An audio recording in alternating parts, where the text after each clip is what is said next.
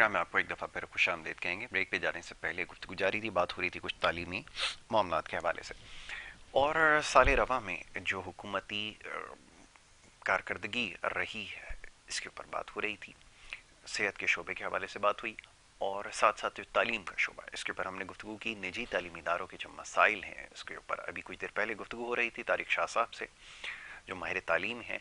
वो ये फरमा रहे थे कि ये जो निजी तालीमी इदारे हैं उनके लिए मामलात बहुत ज़्यादा मुश्किल होते जा रहे हैं, और यकीनन हुकूमत की तरजीहात में चीज़ शामिल होना चाहिए कि जो बच्चे पहले से ही स्कूलों से बाहर हैं, जहाँ पर आपका जो शराय ख़ानदगी है जिसे हम लिटरेसी रेट कहते हैं वो इंतहाई दर्जे कम है ख़ित्ते के दीगर ममालिक के मुकाबले में।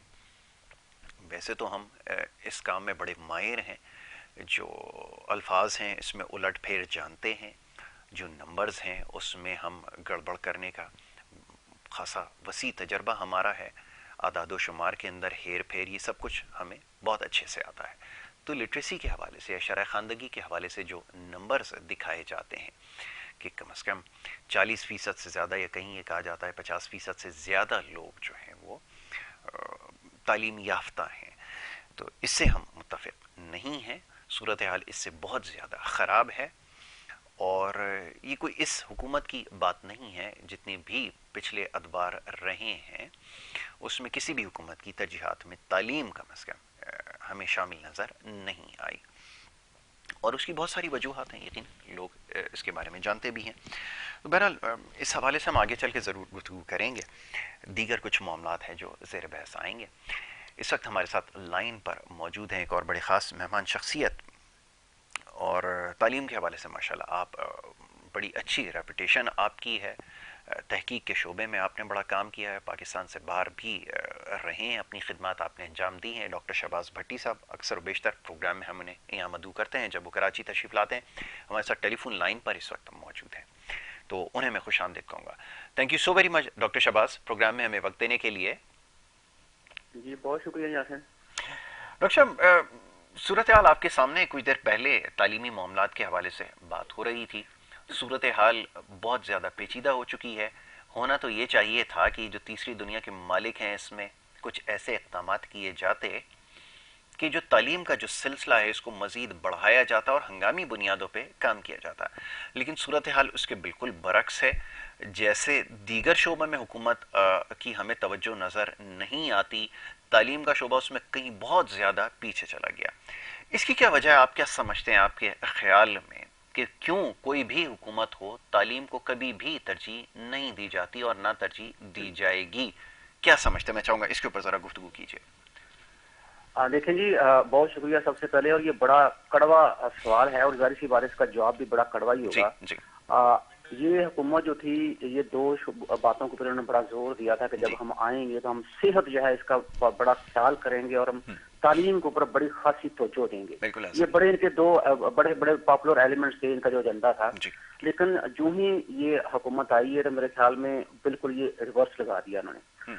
आप तालीम की बात करें, शरह खानदगी तो फिर भी मैं समझता हूँ बहुत बड़ी बात है। आप ये पिछले 2 सालों में आज मैं कल बड़ा दुखी हो रहा था ये बात सोच के जी कि इन्होंने किया क्या है कि जब स्टूडेंट सारों को पास कर दिया। कुछ स्टूडेंट ऐसे थे कि जिनको इन्होंने 3rd डिवीजन में पास किया है। 3rd डिवीजन में हमारे सिस्टम के अंदर पास होने से बेहतर है कि बच्चा फेल हो जाए। बिल्कुल ऐसा ही, सही कहा। अब होता क्या है कि यूनिवर्सिटी या कॉलेज जो है या जो सेकेंडरी बोर्ड है वो 3rd डिवीजन तो दे देते हैं, लेकिन वो स्टूडेंट जो है आगे अगर किसी जगह अप्लाई करना चाह रहे हैं फर्दर एजुकेशन के लिए, जॉब के लिए, तो दे आर नॉट एक्सेप्टेड। ये तो सबसे बड़ा जो कह लें कि आप इसको बलात्कार ही कहूंगा कि ये बलात्कार हुआ है कौम के साथ, और इस इश्यू के ऊपर कोई बंदा बात करने को तैयार नहीं है। मुझे नहीं समझ आती कि आप जिस तरह से भी कौम में कंट्रीब्यूशन करना चाहे आप कर सकते हैं, ठीक है। अगर सपोज करें कि मैं बात करके ही लोगों में आगाही लेके आ सकता हूँ तो फिर मुझे बात करनी चाहिए। दूसरी बात जो आप कर रहे थे शरह खानगी की, मेरे ख्याल में ये 2001 के बाद हमने जो था ना आपका प्राइमरी एनरोलमेंट, उसके ऊपर तवज्जो देना हमने बंद कर दी है, क्योंकि हमारा सारे का सारा फोकस जो वो हायर एजुकेशन के ऊपर है, एमफिल पीएचडी के ऊपर है। उससे नीचे अब मुझे पता है कि नीचे से लोग इनरोल होंगे तो वो लोग ऊपर आएंगे। और इस एक कह लें कि توجہ کی کمی کی وجہ سے ملک کے اندر انکم انکوالٹی جو ہے اس کا بہت بڑا گیپ ہو گیا ہے. ایسا ہی ہے بالکل. اچھا دوسری بات اب یہ ہے جب کارکردگی کی بات کر رہے ہیں آپ دیکھ لیں آج سے 3 سال پہلے چیزیں دیکھ لیں اس وقت جو ملک کے اندر جو شرح خانگی کی ایک اور جو بات ہے بڑی میں اہم سمجھتا ہوں کرنا کہ شرح خانگی کا مطلب کیا ہے کہ ہم سرٹیفکیٹ کی جو تقسیم ہے اس کو ہم کہتے ہیں پڑھا لکھا بندہ ہے. کہ میرے حساب سے تو علم جو ہوتا ہے یہ پڑھا لکھا بندہ جو ہوتا ہے اس میں شعور آتا ہے. تو یہاں سے پچھلے 3 سال میں دیکھ رہے ہیں کتنا شعور آ رہا ہے. ہم ایسی بہت ساری باتیں پڑھے لکھے لوگ جو ہیں ہم وہ ٹی وی کے اوپر بیٹھ کے کر دیتے ہیں جو کہ ہمیں نہیں کرنی چاہیے. 100% متفق آپ کی بات سے. اچھا دوسری بات یہ کہ پڑھا لکھا بندہ جو کبھی بھی اگر کسی جگہ بیٹھا ہے وہ ڈسکشن کر رہا ہے پروگرام میں بیٹھا ہے یا کسی اخبار کو انٹرویو دے رہا ہے یا کسی سوشل میڈیا پر بات کر رہا ہے کبھی آپ نے آج سے 3 سال پہلے دیکھا تھا کہ یہ پرسنل اٹیک جو ہم کرتے تھے کبھی بھی ایسا نہیں ہوتا تھا. کبھی نہیں. اچھا پچھلے 3 سالوں سے آپ دیکھیں پڑھا لکھا بندہ جو ہوتا ہے جب ملک کے اندر جب شرح خان کی بڑھتی ہے تو ملک کے لوگوں کے اندر قوت برداشت بھی بڑھتی ہے. کتنی قوت برداشت آپ خود دیکھ لیں آپ کو اندازہ ہو جائے گا.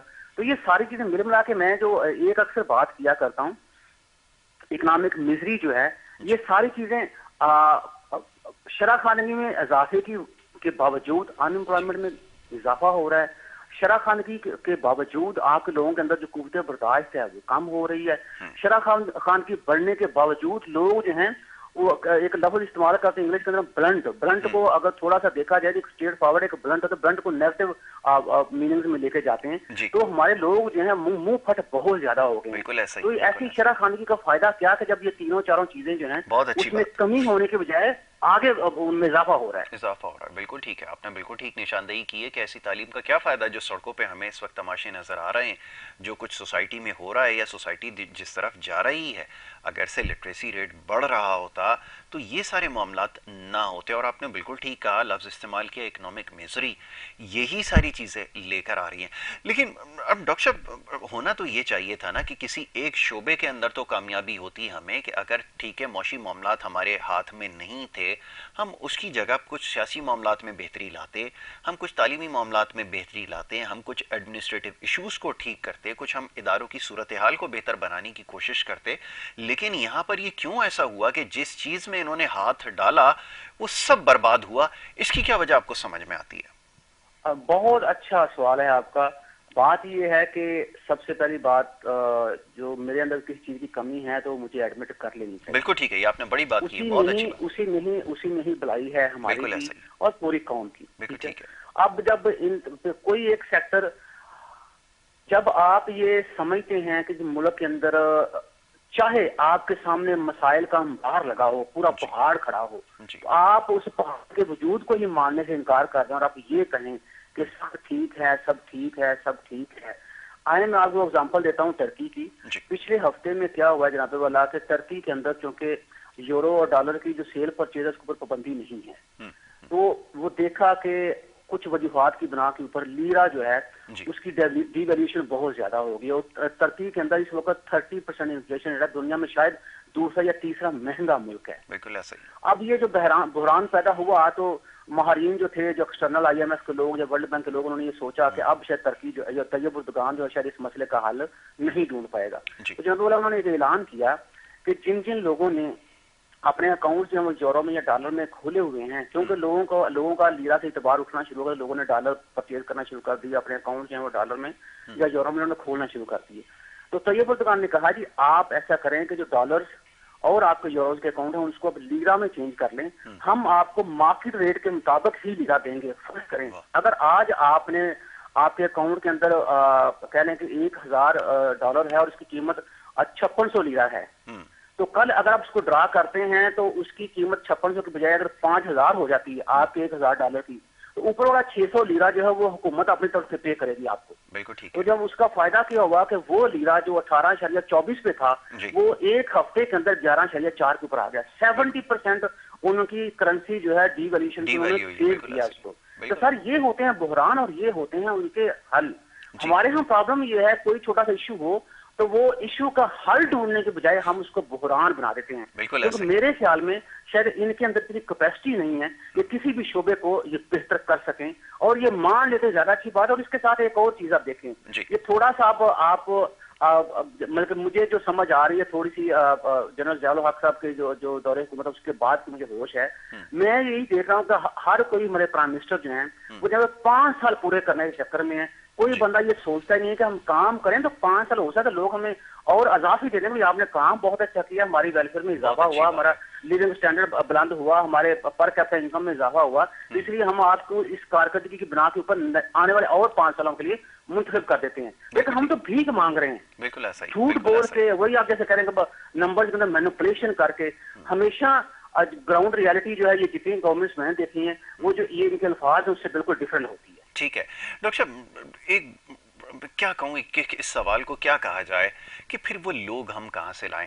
یہاں پہ جس کو بھی موقع ملا اس نے اپنا کام دکھایا، اور اس قسم کے سیریس بلنڈرز انہوں نے کیے ہیں کہ جس کے نقصانات ہمیں بہت دیر تک اٹھانے پڑیں گے. وہ کسی بھی پالیسی میکنگ کے حوالے سے دیکھ لیں، ٹیکنوکریٹس کو آپ لا کے دیکھ لیں، پولیٹیکل جو لوگ ہیں ان سے تو خیر کسی کو کوئی امید نہیں ہے. جس طرح کے لوگ ہیں، جس طرح کے انٹلیکٹ بننے کی کوشش کرتے ہیں اور بیانات دے رہے ہیں، پوری دنیا میں جگہ سائی کا باعث بن رہے ہیں، لافنگ سٹاک بن کر رہ گیا ہے ملک.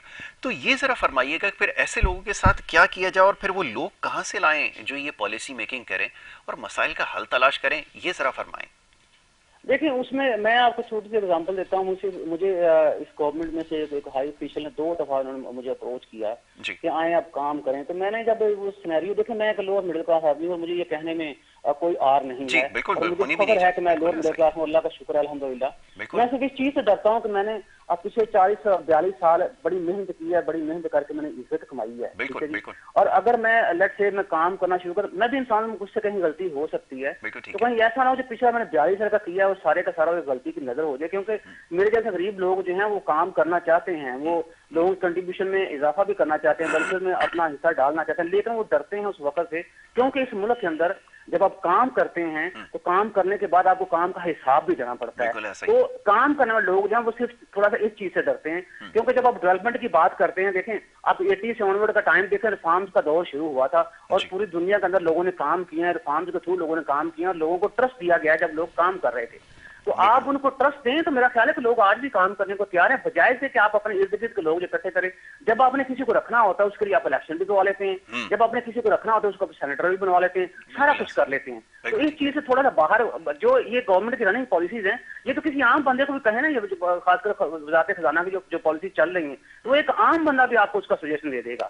ابھی آپ نے سینٹرل بینک کی انڈیپینڈنس جناب والا اس کا آپ نے بل پاس کر دیا، یہ سوچے بغیر کہ اس کے کیا کانسیکوینسز ہوں گے، اس آنے والے وقت میں جناب لوگوں کے اوپر اس کا کیا اثر پڑے گا، آپ نے بالکل سوچیں گے. کیونکہ آپ کو آئی ایم ایف کا وہ جو ابھی 1 ارب ڈالر سے وہ نظر آ رہا ہے کہ ہم نے وہ لینا، ہمیں وہ چاہیے. آپ کو اس 1 ارب ڈالر کے بدلے میں ملک کا کتنا نقصان ہوگا، نو باڈی وریز اباؤٹ دیٹ. بالکل ٹھیک ہے، بالکل ڈاکٹر صاحب آپ نے بالکل ٹھیک نشاندہی کی اور بڑا سیریس مسئلہ ہے. ڈاکٹر صاحب دل تو کرتا ہے مزید آپ سے بات کی جائے اور دیگر مسائل پہ گفتگو کریں، لیکن کیا کریں وقت کی کمی جو ہے وہ آڑے آ رہی ہے.